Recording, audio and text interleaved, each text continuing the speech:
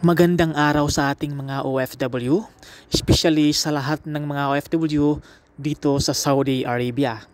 So for today's video mga kabayan ay ituturo po natin kung paano mag-register dito po sa Kiwa at paano po natin makikita yung ating mga kontrata ngayong 2020-24.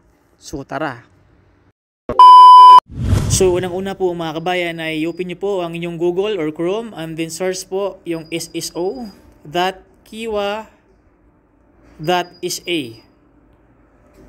So pagka-search po natin yan mga kabayan ay ma-direct po tayo sa kanilang website. So login, kailangan na po nating i-click itong register now dahil wala pa po tayong account dito po sa Kiwa. Okay? So click register now. So dito po sa registration, identity number or yung ating ICAMA number. So type lang po natin mga kabayan yung ating ICAMA number. And the next, yung ating date of birth. So day, month, and year. So click po natin yung next mga kabayan. So dito po, the 6-digit verification code has been sent to the mobile phone number registered in Abshare. Dapat po yung ating mobile number mga kabayan, ayun po yung ginamit natin doon po sa Abshare. So yan po, nag-message po sa atin si Kiwa ng code 296669. 296669. Tama po ba? Ayan. And then confirm. So dito po, registration, lagay po natin yung ating phone number, 059, ayan. Double check po natin. Next, enter your email address. So after po that, next, password, kailangan po, yung password natin ay merong capital letter and number. Dapat po 10 characters, digit, uppercase and lowercase, and special character. So for example po dyan mga kabayan, yan po yung aking password. And then click send verification code.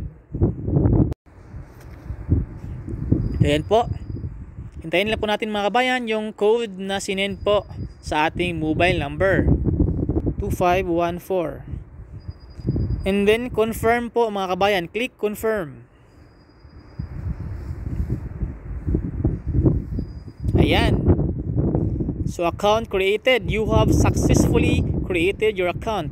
Please log in to finish the registration process. So next step po na ating gagawin mga kabayan ay enter yung ating ICAMA number or yung ating email. So ilagay ko po dito yung aking ICAMA number. And then yung aking password. And then click login mga kabayan. Hintayin lang po natin yung code. Then click confirm mga kabayan.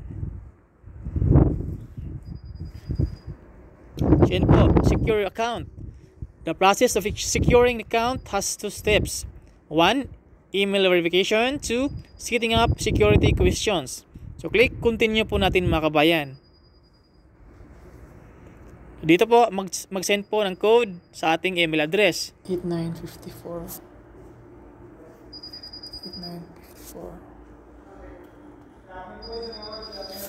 So after po natin i-click yun mga kabayan, yung ilagay yung ating code. So next step po, secure account.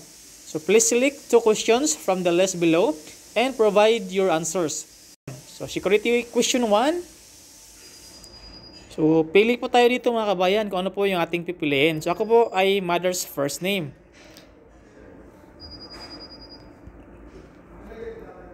And the next, security question 2.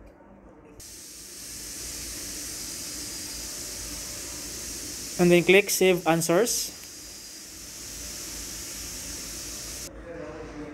Ayan, rate your experience with Kiwa registration. So click ko po yung 5. So choose your account type. Ayan po, individual account. Nandiyan po yung ating pangalan. I-click po natin itong arrow mga kabayan. Ayan, OTP verified successfully. So good evening, yan po yung ating pangalan.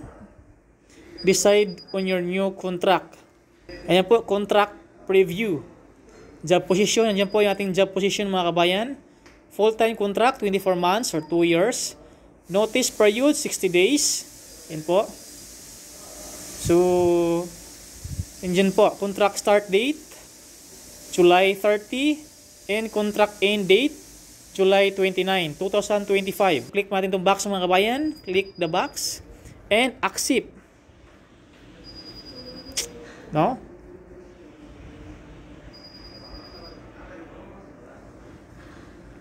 So accept contract, your employer will be notified of your acceptance. So your new position will be added to your resume. Accept contract. Ayan po, you have successfully signed a new contract.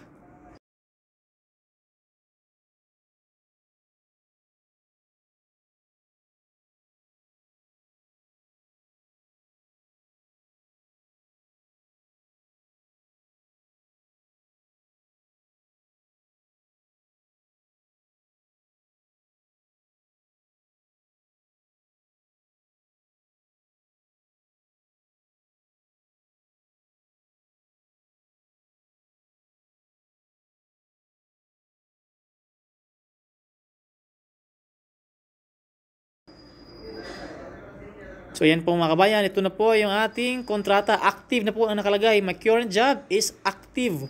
Andyan po yung ating pangalan. Okay. Andyan po yung updated date, job position, full-time type, contract, and date. Ayan po.